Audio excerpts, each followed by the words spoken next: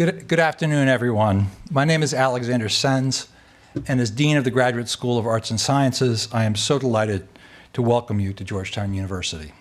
Thank you for being with us today. I'm happy to see our students and our faculty and scholars with us for this crucial discussion of global governance on the occasion of the setting of the Doomsday Clock for 2023. And if you are joining us today online via our live stream, welcome to you too. The Bulletin of the Atomic Scientists has been setting the Doomsday Clock on an annual basis since 1947.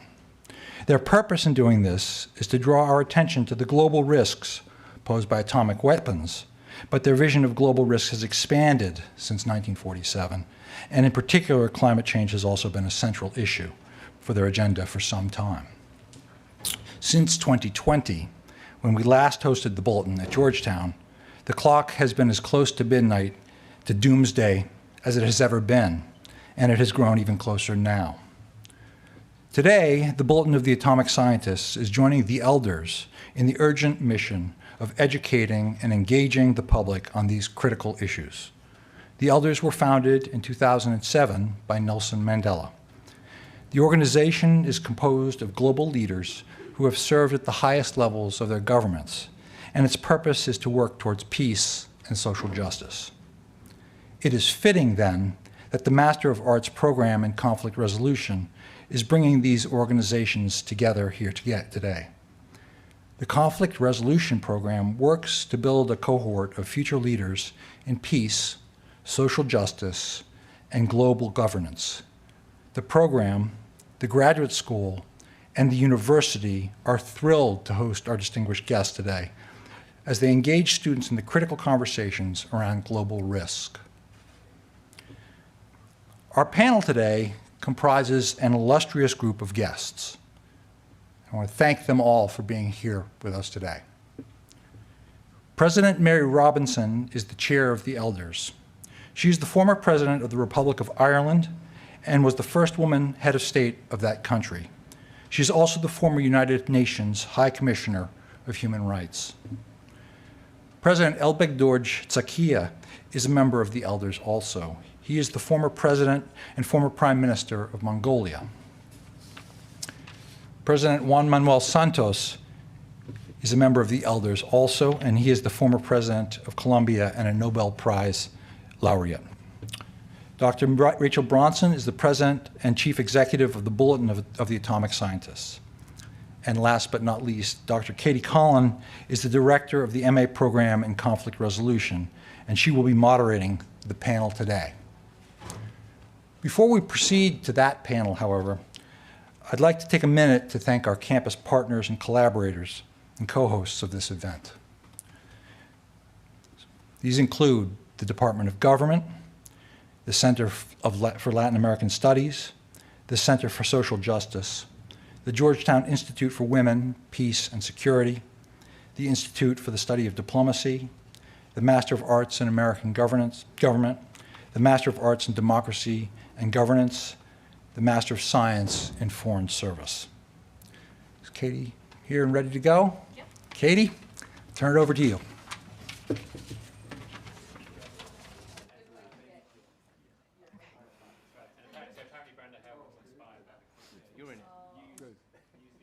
Sir.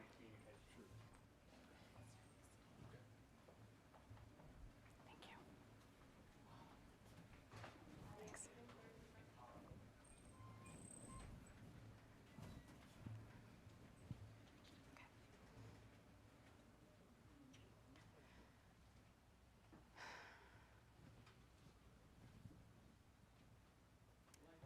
Yes, please.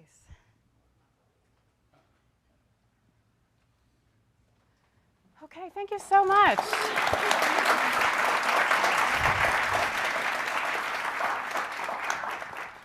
So welcome one more time. Thank you so much, Dean Sens, for being here with us today. Thank you so much all for being with us today. My first question is really just, please, Dr. Bronson, can you tell us where we are on the Doomsday Clock and why we are there? Sure, very quickly. Thank you, Dean. I heard that you introduced the clock, this gorgeous setting.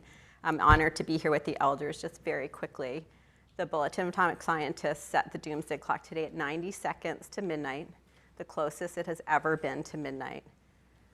We released a statement which framed it as a consequence in the war of Ukraine and the recognition that nuclear weapons are being actively used as an instrument of war and threat and as part of the process. We haven't seen that before from a P5 nation invading another state. And the context of what we're talking about is the collapsing international order. And at this moment, and we'll hear today, when we absolutely need international cooperation to address the existential threats that we face of nuclear risk, climate change, but many of the other challenges, the advancement of science and technology, artificial intelligence, the bioscience, and every issue that we face is made significantly much harder because of the war in Ukraine and putting nuclear weapons back on the table, as you all know, as an instrument of war. And so that's the setting of the context, which I'm delighted now to turn it over for the conversation about how do world leaders respond in such difficult times.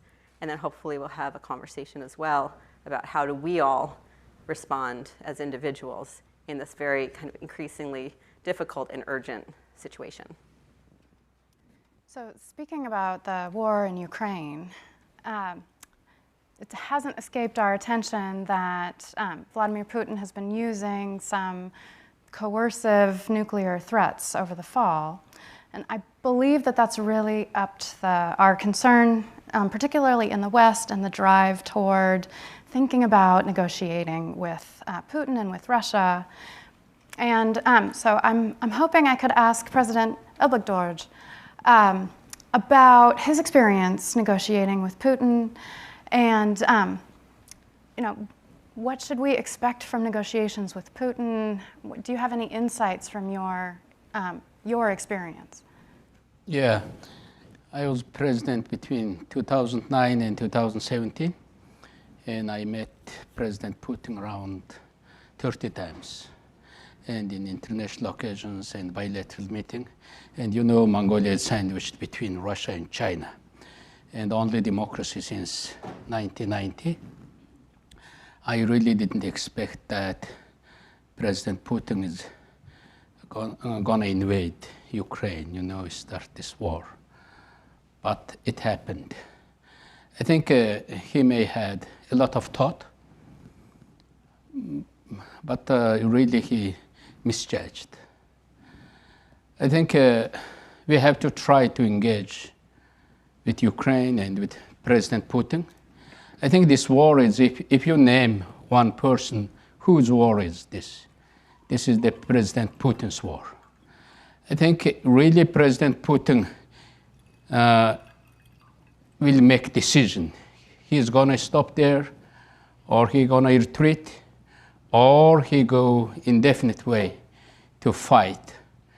And I think now when I see that President Putin is in a losing mood, I thought President Putin wanted to be kind of the Peter the Great, like maybe Putin the Great. But now his international image, everything seems very different. And also other thing I would like to say that mindset in Russia is changed a lot. And I think free thinking is a foundation of the entrepreneurship and foundation of the prosperity. But that free thinking, pool of free thinking in Russia actually dried out. Many of them went out and stopped, jailed. And secondly, when President Putin started this war, many thought that that's not their war, even in Russia, between armies who are in army. But when President Putin announced last September, October, that new mobilization, I think it became everyone's war, because there that police person and military guy go there and knocking their doors and almost forcefully taking people from house and sending to the front. I would like to mention here one thing.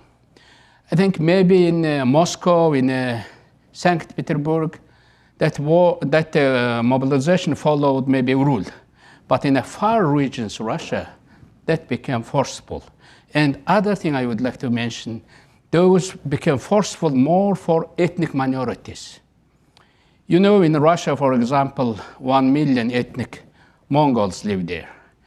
And we know that from the statistics, if one guy killed in Ukraine from Moscow, maybe 10 people from Buryatia, maybe 10 Kalmyk killed in Ukraine.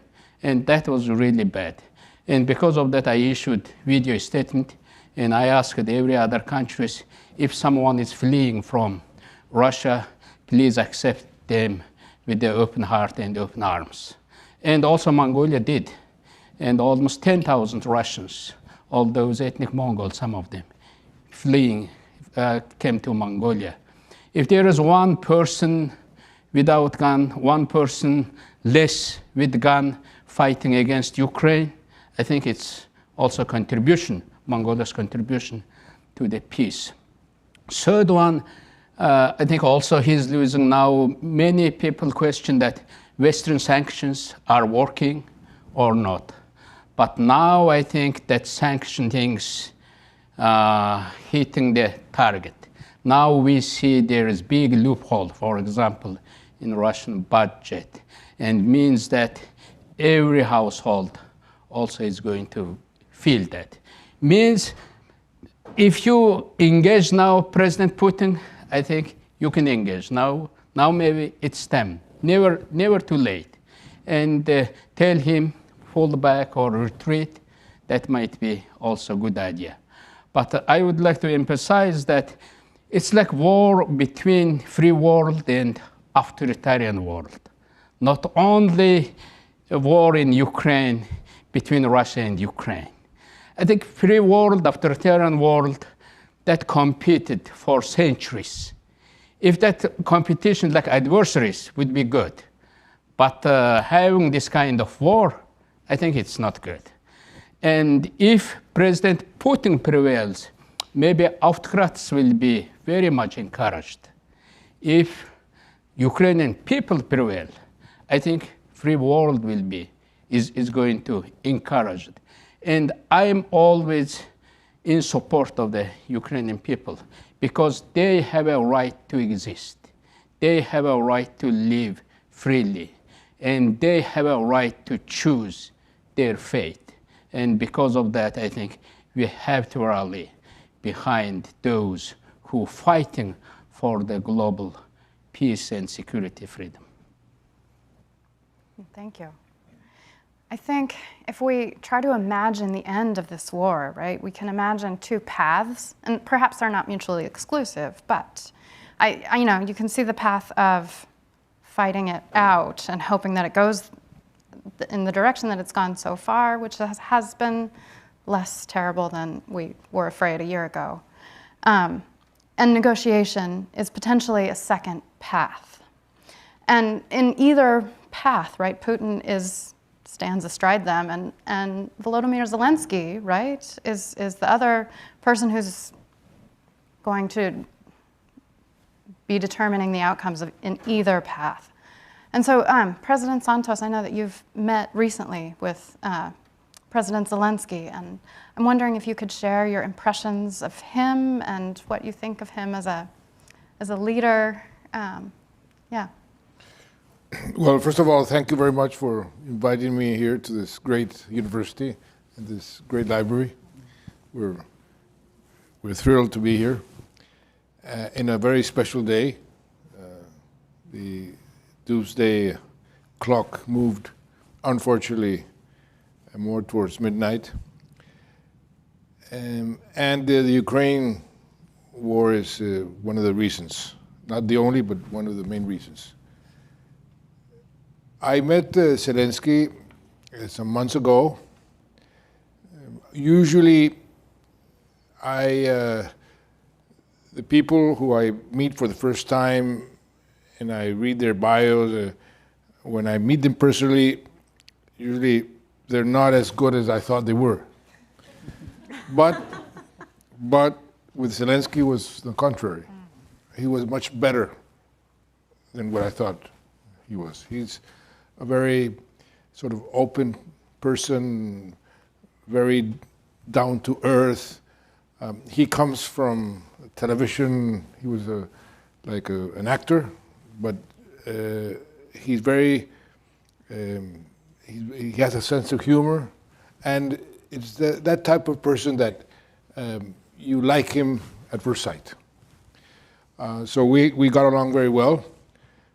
He wanted me to share my experience in the peace process in Colombia with him. There are two completely different situations, but many of the conflicts, armed conflicts, have common denominators. And I told him, listen, you have to, I know that at this moment, and I think this is still the case, you cannot talk about peace negotiations because many people, especially inside Ukraine, will crucify you because he has taken a very aggressive stance in total victory, which is the right attitude that he took at the right moment. If you want to lead an army and lead the people, you have to be enthusiastic about winning and about selling to the people and to the army the possibility of total victory. However, you were asking the two paths of negotiation or not. No, every war, no matter what, ends in a negotiating table. And for that you have to prepare. And I told him, don't talk about peace right now, but think about peace. A peace process is very difficult. I had the opportunity in my country to make war. I was Minister of Defense. I was elected president with the highest amount of votes because I was a war hero. And then I switched from being a hawk to being a dove. And let me tell you, it's much easier to make war than to make peace. To make war, you have a rather simple kind of leadership, vertical. You give orders, you rally the forces around you, and you, as long as you win, you're in good shape. To make peace, you have to swim many times against the current. You have to, instead of giving orders, persuade. You have to teach, and it's much more difficult. I think Zelensky is capable of also making peace. He is bright, he knows how to communicate, but he has to start thinking about what is the end game. And I know it's very difficult at this time because we are in the worst of any situation when the two parties think they are going to win. That's when it's very difficult to make peace. But the military situation will change, and circumstances during war change very fast. And you have to be prepared. If they're not prepared, in a negotiation, the Russians will simply take advantage of that and win in the negotiating table. So this is something that he has to be very careful with. And he has to also prepare his people. We talked about in the circumstances that he is right now and during the war, there are different audiences with whom he has to communicate. Of course, his army.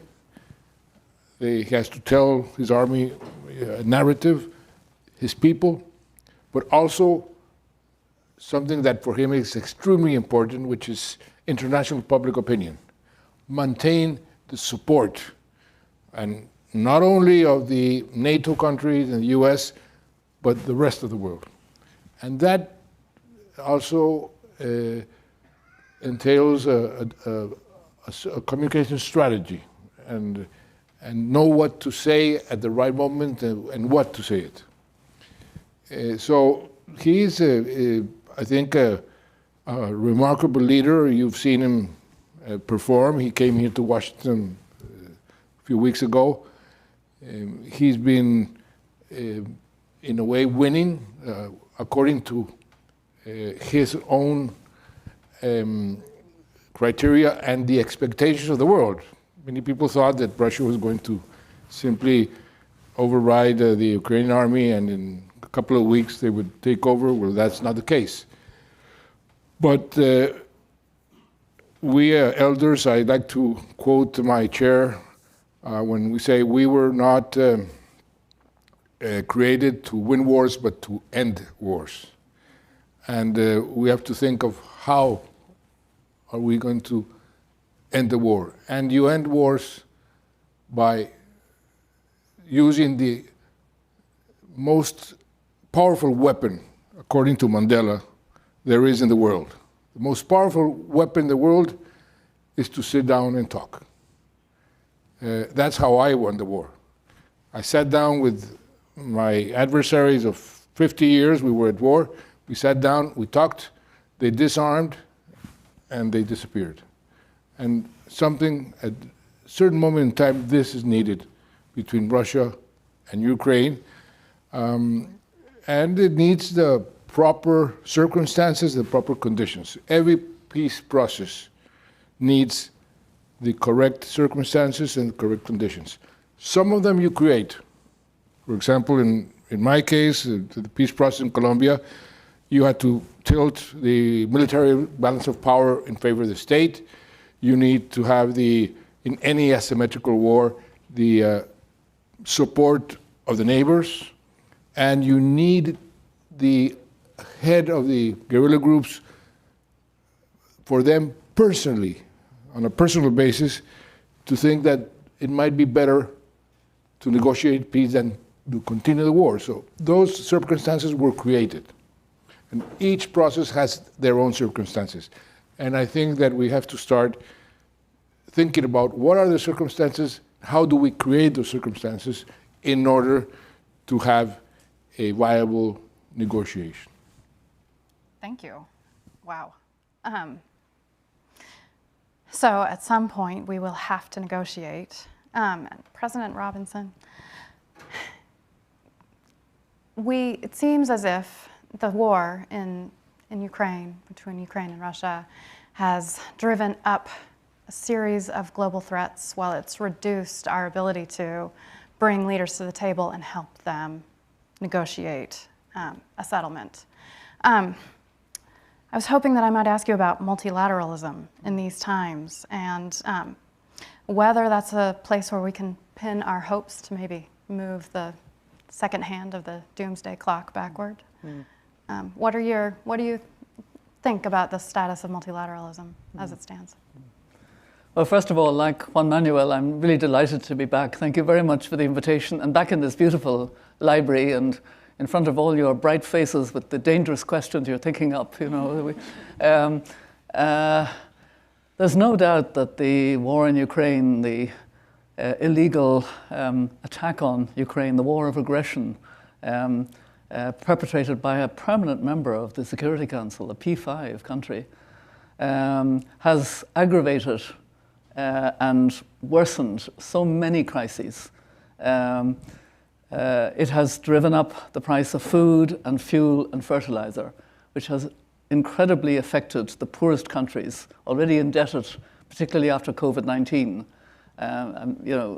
That was so evident. Even at COP27, I mean, it was a constant refrain of how much they were affected, and it wasn't our war, and how come, etc. It has also been a salutary lesson for Europe. Europe was over-dependent, Germany in particular, on gas from Russia pipelines of gas from Russia. Some Germans making a lot of money out of that, and some at a high political level. Initially, the response was, we need energy security, full stop. Therefore, we will go back to coal. We will, maybe even reopen nuclear. We will do what is needed. But I think the real important, thoughtful lesson of the EU has been we have to rapidly increase our move to renewables. And certainly all the pressure now in the EU is to address how to move in the direction of renewable energy. That said, there's now a certain competitive element with the United States. So all of these complications, because the United States, you've taken a major step in the recent package of legislation that incentivizes renewable energy in this country, but does it in a way that can suck some of the innovation, enterprise, and investment out of Europe. So that's, and it's coming at a moment when, we need more coming together. Now, that said, one of the responses to the war was the response of the NATO countries. President Biden can, take a bow for a very wise management, even of the nuclear threat by Putin, not to respond, to kind of play it down, not to make that a major issue. There was no evidence of moving nuclear warheads, so let's just play this steady. And I think that was a very appropriate response. But I think the very fact that the NATO countries have come together in a unified fashion, that the EU has very much come together on this is very significant. And at the same time, we're seeing in a number of countries a desire not to take sides. And that's a complicated issue. Partly, China and Russia have a lot of relations. If you take the continent of Africa, very few African countries voted against the General Assembly resolution, but a number abstained and are still abstaining, basically. And it's a complex. It's partly the dependency for military hardware and training, maybe on Russia or on China, the dependence on China for investment, etc., and the double standards. The fact that there's such a focus because it's taking place on European soil. There's such a kind of wanting to have a tribunal on a war on aggression. And the question is, what about the Iraq war? It's a very big question for these countries. What about what's happening at the moment in Israel, the Israel-Palestinian? These are issues that make it more difficult to get that kind of consensus. And yet, having said that, because I don't want to be too long, we've had remarkable, opportunities for coming together in the climate space. For example, in COP27, the fact that we went into COP27, the elders were very keen that we would agree a fund on loss and damage because we believe in the climate justice issues and principles, etc. And there was no sign of that in Europe or even more so in the United States. And it was the solidarity of the small island states. It was Pakistan, chair of the G77, and China, with its devastating impact of the flooding, sort of holding firm. And we realized, it was realized, I should put it, that we would have a failure of the COP, which would be very, very bad if there was not. And then the EU moved, and the United States moved, and John Kerry played quite a role in that.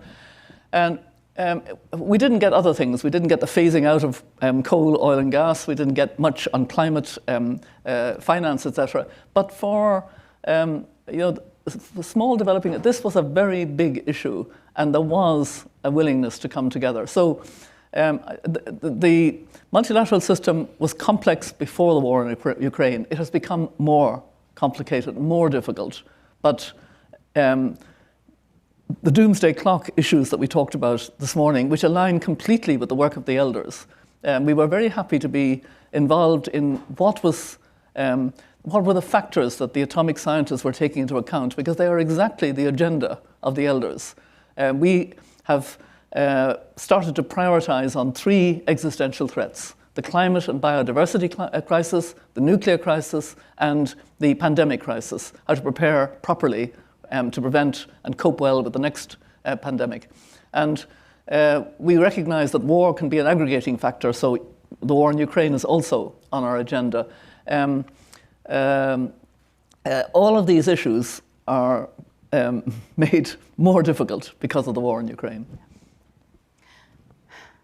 I have a series of follow-up questions about humanitarian crises and the growth of nuclear arsenals and North Korea and Iran, but rather than go through my questions, what I think we should do in the interest of time is to turn it over to students and see if we have 1 or 2 questions that we could tackle before we need to say goodbye. So are there 1 or 2 students from the scene that would like to ask questions? Okay, so I see 1, 2.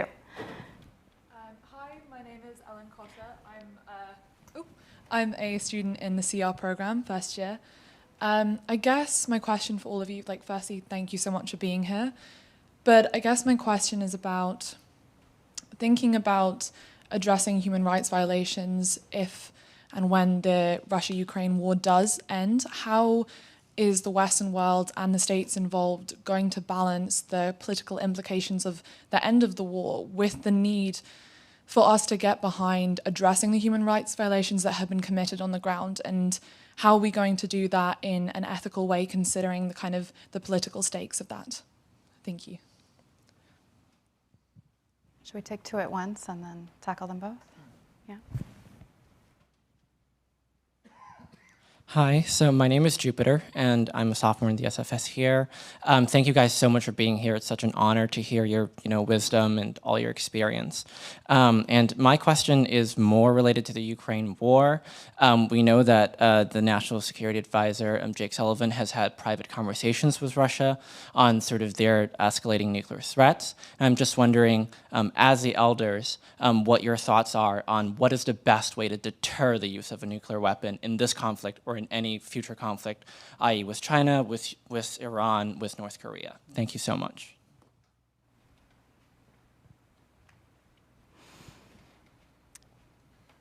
Human rights. Yeah. Okay, yes, exactly. Well, your question on the war ending, and I think the justice dimensions. First of all, there are now prosecutions for a very significant number of war crimes happening in Ukraine itself, in the International Criminal Court, prosecuting, the evidence is being gathered, and even by other countries that are prosecuting. So there's a lot of that going on. There's also a strong move to have an international tribunal. The elders, very early in our work, issued a statement last March saying, this war is a war of aggression. It's a war on a peaceful, sovereign country, and made worse by the fact that it's a P5 country. And so we are supportive of an international tribunal. It's a complicated idea, but there is a sense now that perhaps if the work can be done, and it will not be easy, because the war of aggression is relatively new under the International Criminal Court. Russia is not a member, therefore it would require either the Security Council, there's a veto there, or General Assembly, Secretary General working on it. And that's the route that people are thinking of, and that's where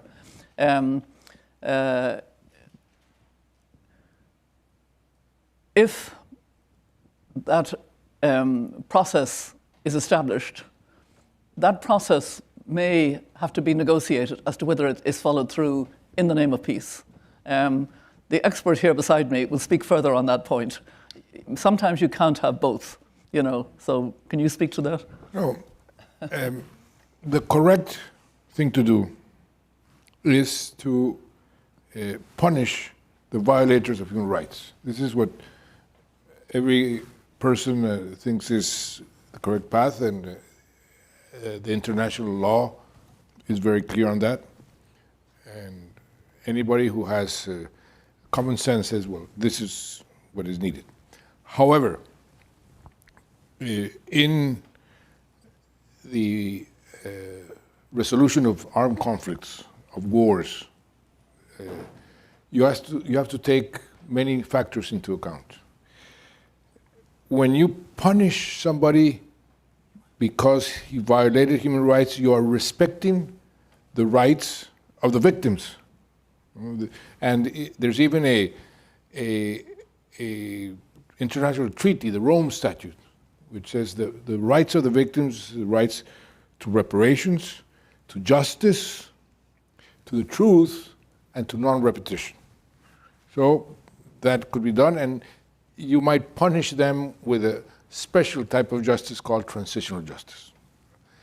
But what about future victims? That's why peace is so important, to close the fabric of victims for the future. And that has a price. And the price has to do with justice. And every single peace process that is resolved in a negotiating table boils down to where you draw the line between peace and justice. How much justice you as a person, you as a society, as a country, are you willing to sacrifice in order to have peace? It's a moral dilemma. It's difficult. In my case, I was criticized by I would call the hardliners. You sacrificed too much peace, too much justice. And my answer to that is, and what about the thousands and thousands of victims that I avoided? Where do you strike the balance? So it's a very difficult question. For example, the dilemma right now. I am in favor of a tribunal for people who commit war crimes. Putin not only is the leader of a country that committed the crimes of aggression, but has committed all kinds of war crimes.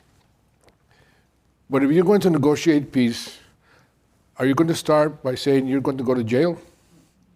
What will he do? Same thing, for example, I don't know how many Latin Americans are here, but Venezuela. Are you going to negotiate with Maduro, and are you going to say, we negotiate, but you go to jail? You think he will negotiate?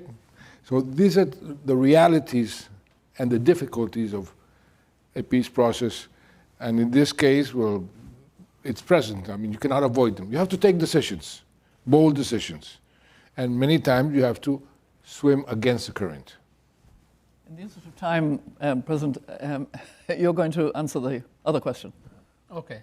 I think, human rights and other questions.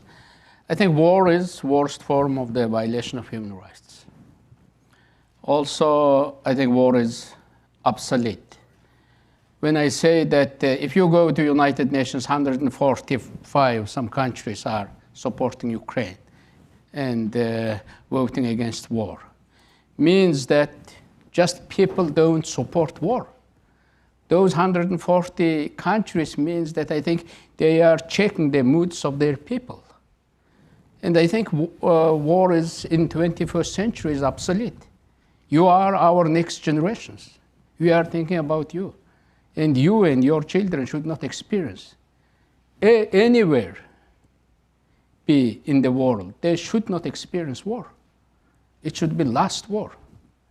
And because of that, we have to show to those leaders, if you would like to become great or legacy or something out of memory, through war you cannot achieve anything.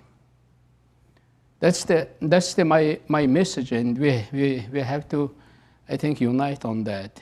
And the other thing, when I talk to students, to young people, I actually consider myself young, and I'm the youngest elders actually here. You're a teenager. Teenager, that sounds good.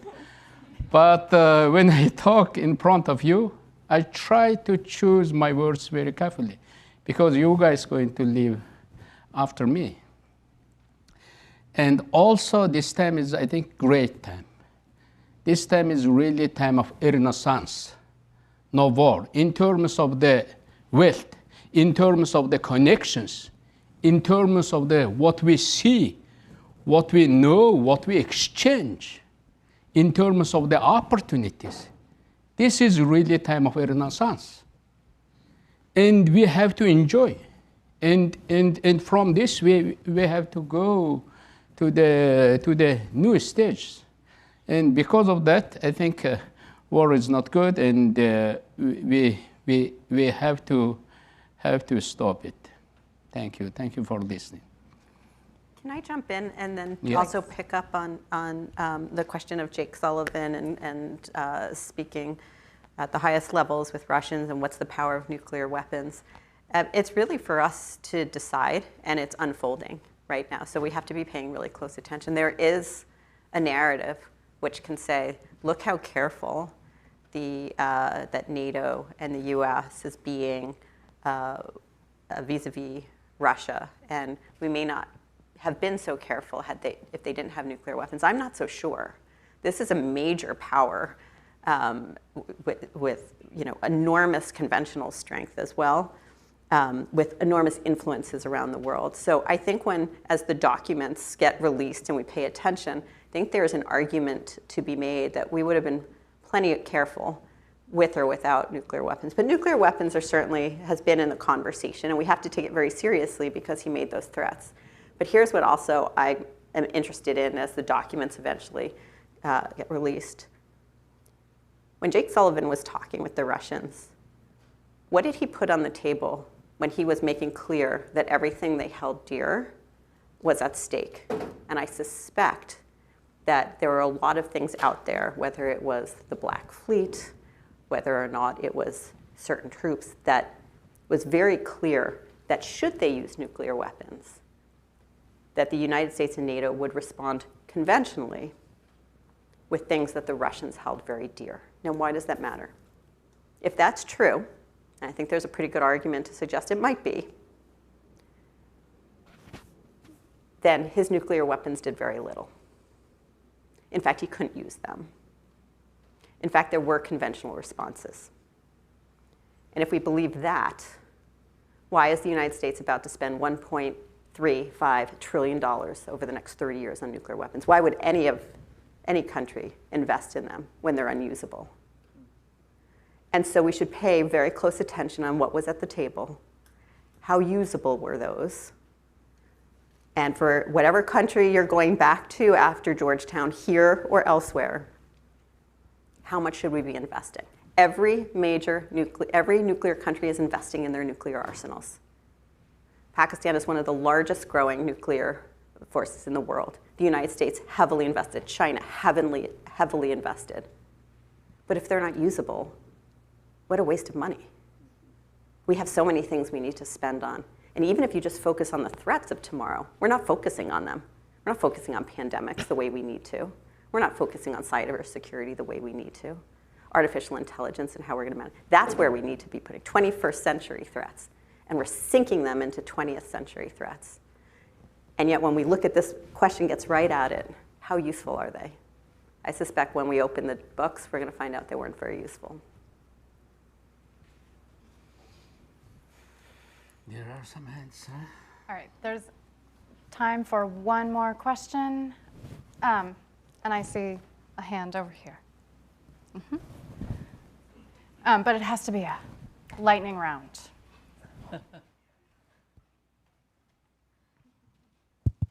Thank you so much for speeches and everything.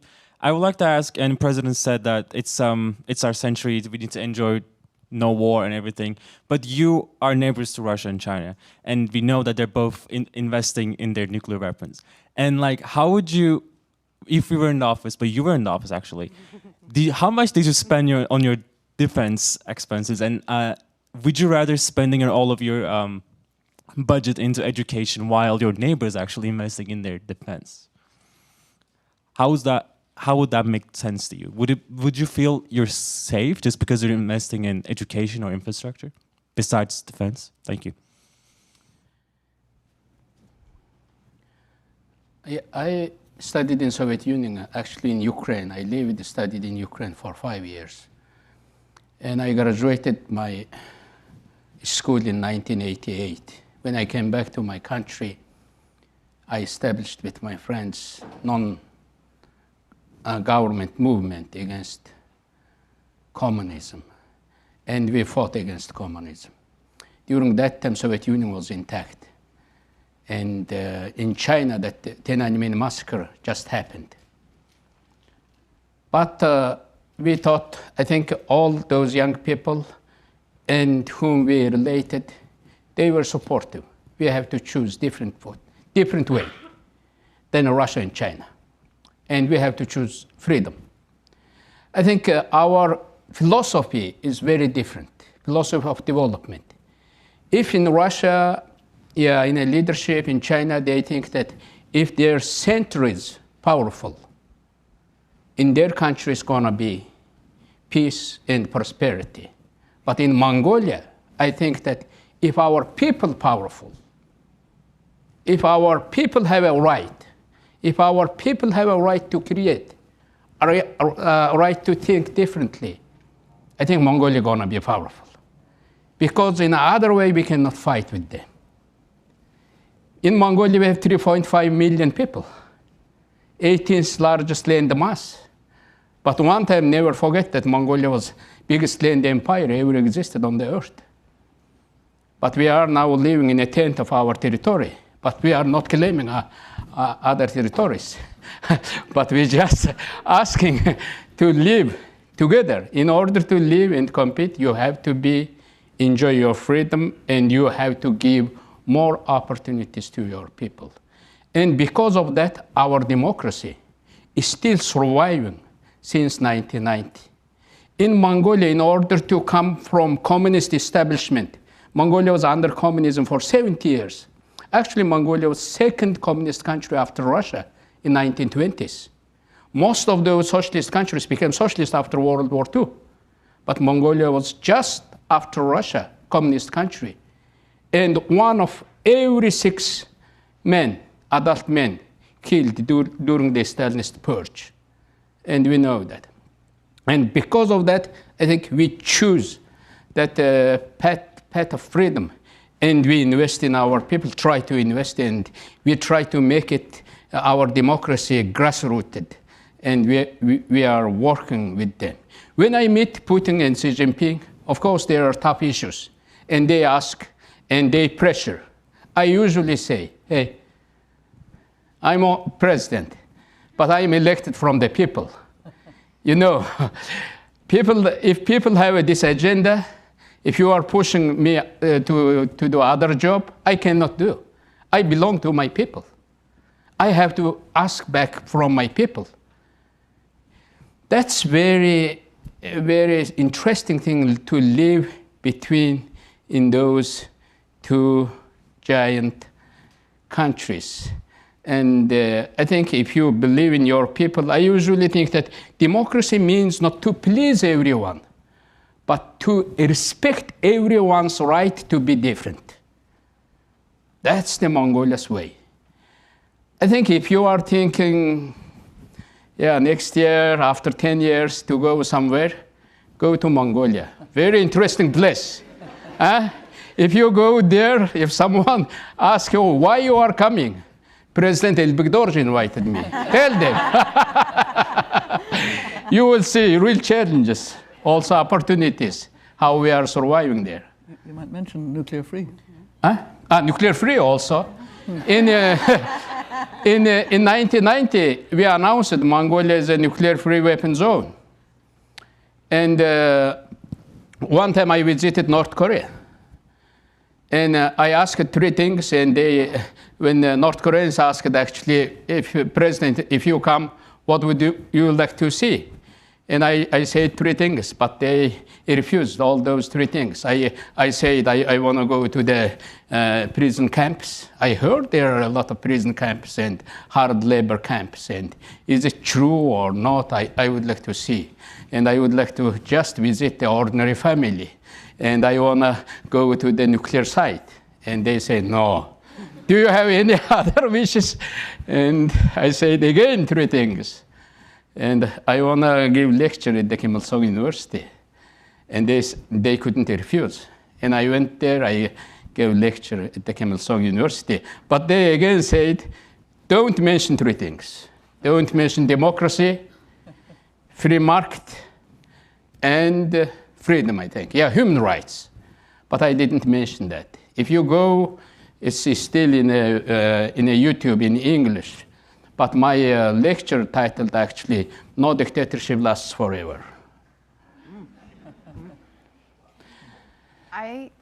Georgetown University needs us to be strict about the moderation, and I hear the bells ringing.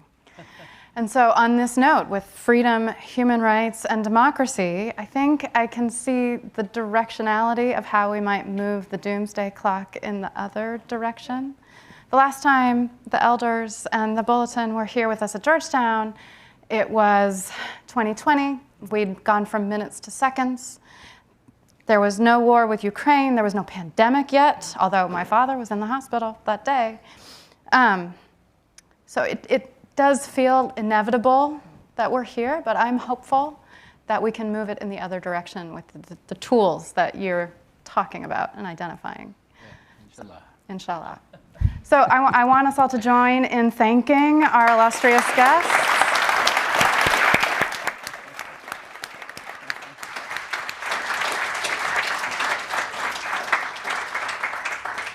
So we'll all work on this, and then next year we'll be able to celebrate moving the hand in the other direction. I'm going to ask you all to stay in your seats for 5 minutes while our guests exit the room and get unmiked and head out for their next engagement. So if we can hold tight for just a minute. 5. Thank you.